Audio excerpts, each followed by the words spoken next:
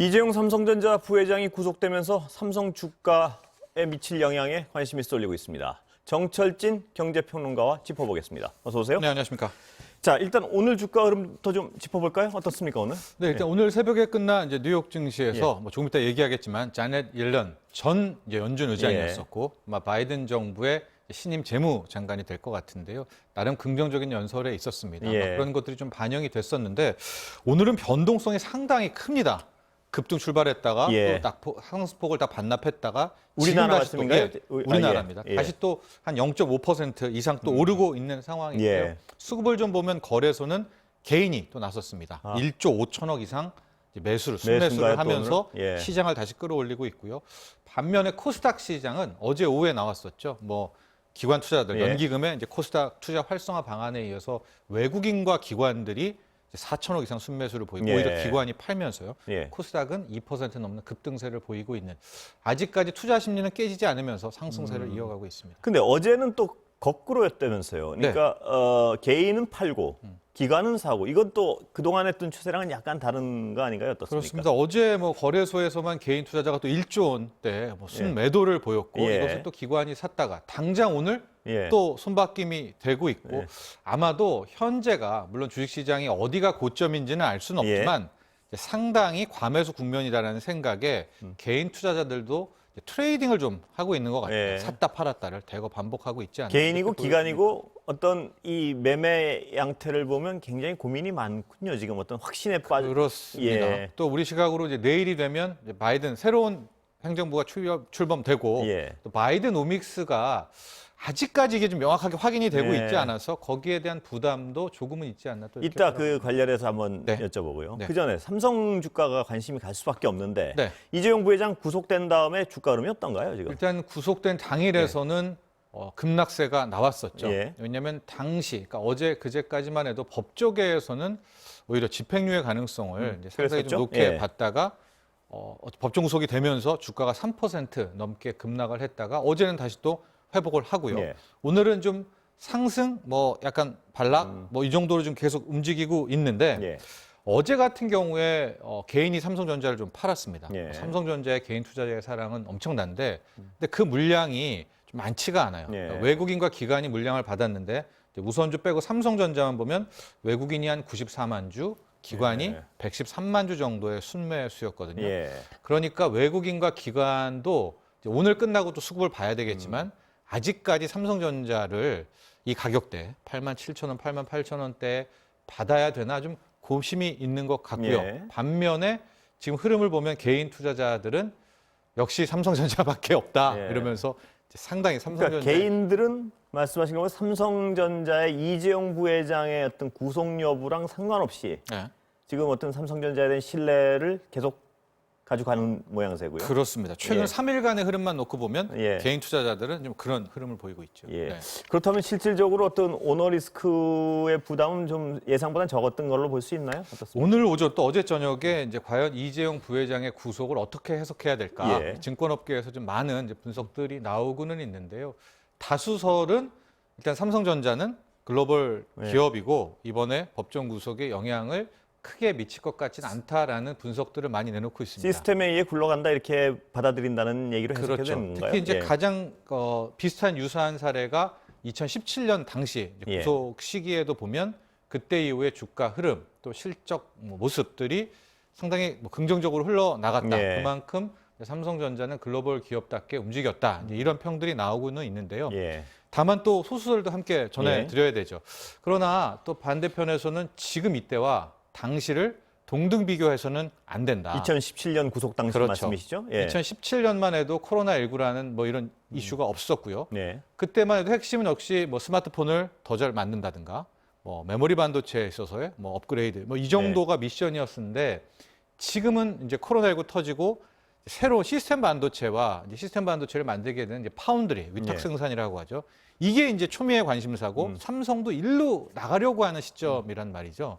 근데 지금 이 파운드리라는 게 뚝딱 되지는 않고 상당 부분 투자를 좀 해야 됩니다. 생산 공정. 근데 이 투자 액수도 거의 1, 2조를 넘어서 10조 원대 이상은 가야 될 것 같은데 이제 이재용 부회장이 이제 옥중에서 그런 투자를 내린다는 것도 좀 넌센스 아니겠습니까? 예. 그럼 이게 멈춰 있을 경우에 삼성이 뒤처지기보다는 다른 대만의 TSMC라든가 또 기타 전기 자율주행, 뭐 AI 쪽이 더 치고 나가게 되지 않겠느냐.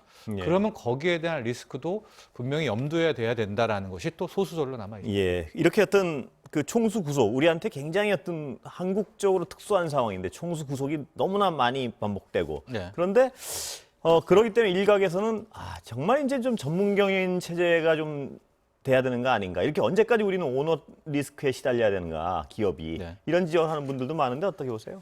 저는 이제 더 핵심은 네. 오너 리스크, 오너 경영이냐, 네. 전문 경영이냐보다는 표점은 정경 유착이 더 예. 핵심 포인트가 아닌가 이렇게 보고 예. 있습니다. 왜냐하면 이제 우리가 그 동안은 뭐 오너 경영이 나쁘고 예. 전문 경영인이 좋고 뭐 이런 이제 패턴으로 흘러왔는데 최근에 또 경영학의 흐름은 이 전면 경영인이 맡게 되면 자신 재임 시간에 주가 높이고 예. 배당 많이 받기 위해서 중장기적인 플랜을 또 못 세운다는 또 그런 자성의 목소리가 나오고 있거든요. 그래서 저는 요번에 이제 계기를 우리가 봐야 될 건 오너 리스크도 중요하지만 정말로 다시는 이 정경유착이라는 그렇습니다. 한국의 이 관행을 완전히 뿌리 뽑아야 되는 또 그런 상징적 모멘텀이 아닌가 또 이렇게도 바라봅니다. 말씀하신 대로 어떤 전문 경영인의 경영의 한계에도 지적할 부분이 있고 네. 또 오너가 능력 없는 오너가 핏줄, 유전적인 어떤 이유로 그 큰 어떤 경제 주체를 다스려야 하느냐. 네.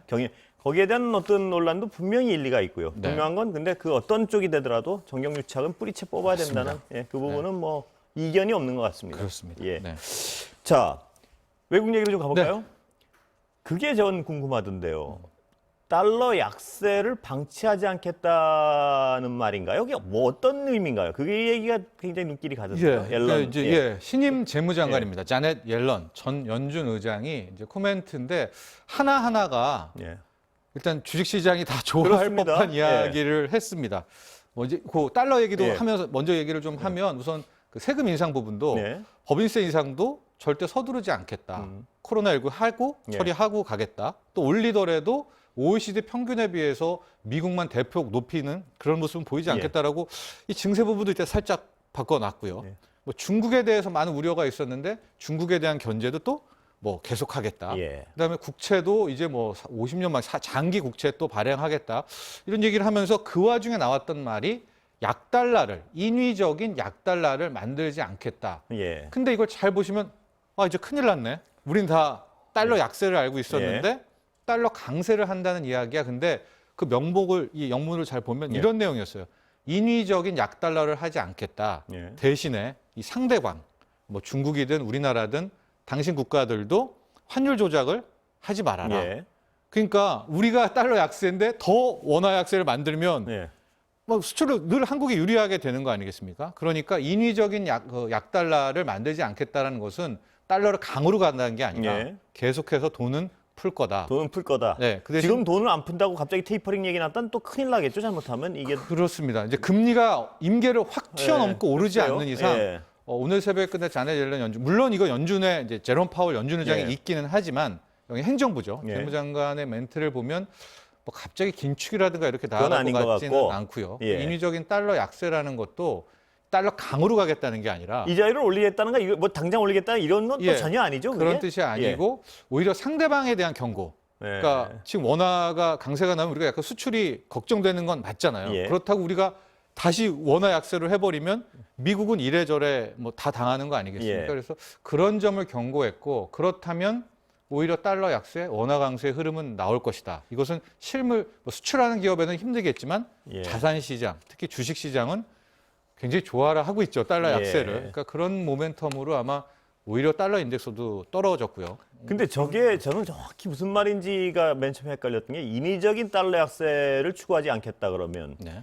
인위적인 달러 약세를 추구하지 않으려면 무슨 예를 들어 재정 지출을 줄인다든가 네. 이자율을 좀 올린다든가 이런 구체적인 행위가 뒤따라되는 건데 그건 또 아니지 않습니까? 그렇죠. 예. 그 부분에는 또 묘한 발언을 예. 했어요. 지금 정부 부채가 많다. 예. 그런데 이자 부담은 이제 크지가 않다. 예. 그러니까 그 말을 곰곰이 속내를 보면 돈도 찍어낼 여력이 있다. 뭐 이렇게 보여지거든요.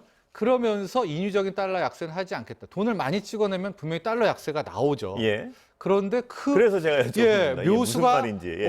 있나? 뭐 이래서 진짜 예. 다른가 했는데 그 다음 코멘트가 환율 조작하지 말아라 이런 거여서 그러니까 어떤 아마도 외부에 대한 경고성 얘기가 많다 이거죠. 그렇죠. 오히려 예. 우리가 계속 달러 약세로 가는데 당신들이 원화 약세든 원화 강세도 위안화 강세로 가야지 혹은 뭐 유로 강세로요. 그거마저 왜곡시키려는 것은 용납하지 않겠다. 그 정도의 예. 차원이었지 이걸 뭐 테이퍼링이라든가 예. 뭐 긴축이라든가 여기까지 해석하기는 좀 힘들지 않나 봅니다. 그러나 저번에도 여쭤봤었지만 이 실물 경제 인플레이션이 진성 인플레이션이 예를 들어 조짐이 보일 때 네. 언제까지나 뭐 지금 이자율을 유지하는 거라는 낮은 이자율을 유지할 것이라는 보장도 없는 건 뭐 분명한 거죠. 이거는 예. 아까 말씀하시면 2%확 뛰어오른다든가 실물 경제 그렇습니다. 인플레이션율이. 예, 연준도 계속 말하는 것이 예. 2023년까지 기준금리 올리지 않겠다라는 말이요. 예. 인플레가 안 나왔을 때 나왔을 2024년이죠. 때죠? 예. 인플레가 뭐 2.3, 예. 2.5 이상 된다면 뭐 그건 안 올릴 수가 없겠죠. 그때. 그럼요. 예. 그 당시에 물론 근데 시장은 아직까지도 그것을 외면하는 게 예. 지금 시장 봐라 어떻게 2%가 나오겠느냐는 이제 그런 좀 그런- 낙관은 하고 있습니다. 예. 그러나 인플레이션이 실질적으로 일어나기 시작할 때 그 조짐은 여러 투자자들이 정말 주의 있게 보셔야 될 것 같습니다. 네, 예. 하고 뭐 한 말씀 더 드리면 공교롭게도 또 자네 관련 예. 신임 재무장관 말 나왔을 때 월가 상당수 전문가들이 또 공교롭게 이제 자산 버블에 대한 예. 이야기들을 많이 하고 있고 이제 바로메터로 테슬라라는 주식과 이제 비트코인 예. 이제 두 개를 얘기를 했어요. 보통 주식 투자하는 분은 알겠지만 이제 상승장에서는 이 대장이 있습니다. 예. 가령 전 세계에서는 지금까지 나스닥이었고요. 예. 예. 종목으로 따지면 테슬라이지 않았었습니까? 예. 혹은 이제 이쪽에서는 비트코인인데 그 상징하던 그 대장이 꺾이게 되는 시점이 실은 큰 틀에서의 예. 투심이 한번 버블의 1차 조정이 오는 시기다라는 이제 그런 얘기들 하고 있으니까요. 네. 주식 투자하시면서 늘 이 미국의 테슬라가 지금 어떻게 되고 있나를 늘 확인을 해 보시기 바랍니다. 그 테슬라에 대해서는 굉장히 박하게 평가를 했던데요. 보니까 뭐 그 어떤 거품일 수가 있다는 식으로 그 근데 그 주가를 과거에 무슨 보면은 예. 뭐 누구나 다 거품이란 얘기를 하는데 얘기를 하고도 뭐 오늘 새벽에 또 2% 오르고 뭐 하고도 3% 오르니까 예. 이제는 뭐 좀 아예 코멘트들을 안 하는 것 같습니다. 이게 하도 또 전문가들의 예측도 계속 틀리다 보니까 이거 네. 하기도 겁이 나기도 할 것 같습니다. 보니까 전문가들도 보니까. 미국도 그런 상황인 것 같아요. 예. 자, 다른 얘기 좀 여쭤보겠습니다. 만기 40년짜리 모기지론이요. 네. 이게 언뜻 들으면 비전문가들에게 뭐 나쁠 건 없다 이런 생각이 드는데 논란이 있는 건 그런 그러니까 이제 미국식 예. 뭐 일본도 35년짜리가 있고요. 이번에 나오는 그 40년 만기 고정금리는 실은 시중은행의 이 대출 상품은 아닙니다. 예. 정책 모기지론이죠. 예. 예, 정책 모기지론에 한해서 이제 40년 만기 고정금리로 가겠다라는 겁니다. 그런데 아마 시중은행은 5년 이상의 고정금리는 없죠. 예. 그런데 이제 이렇게 하게 되는 이유는 워낙 부동산에 대한 열망 이런 것들이 커지고 예. 있고요. 그러나 뭐 금리 상승에 대한 위험도 있고 예. 뭐 여러 가지 가계부채 부담도 있으니까 이제 40년 만기로 원리금을 이제 갚아내는 형태로 나오게 됐었는데 일단은 반응은 그렇게 뭐 좋지는 않았던 왜 것 같아요. 그런가요?